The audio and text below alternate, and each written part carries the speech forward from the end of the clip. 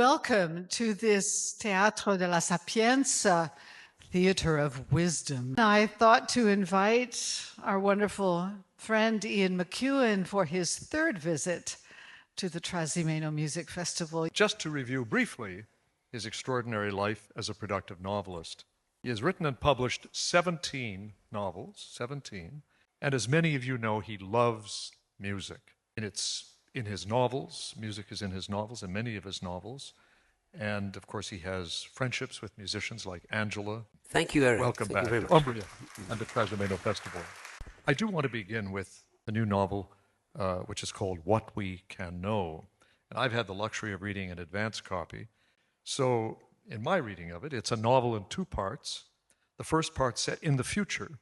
The year is 2119, so about 95 years from now.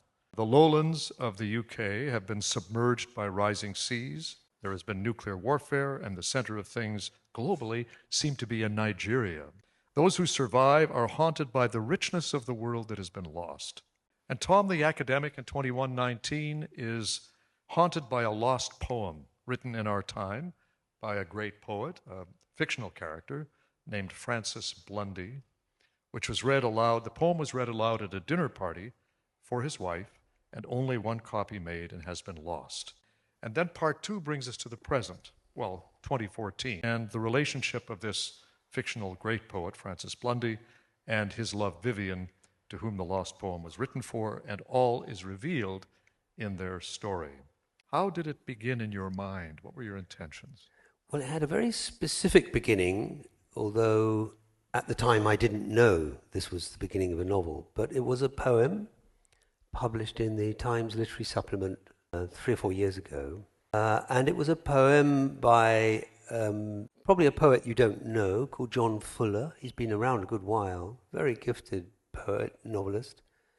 And it was dedicated to his wife, Prue. So somehow these two ideas begin to run together. This poem that would not let me go, rather like a kind of musical worm that sort of goes on playing in your head. This poem kept going around in my mind.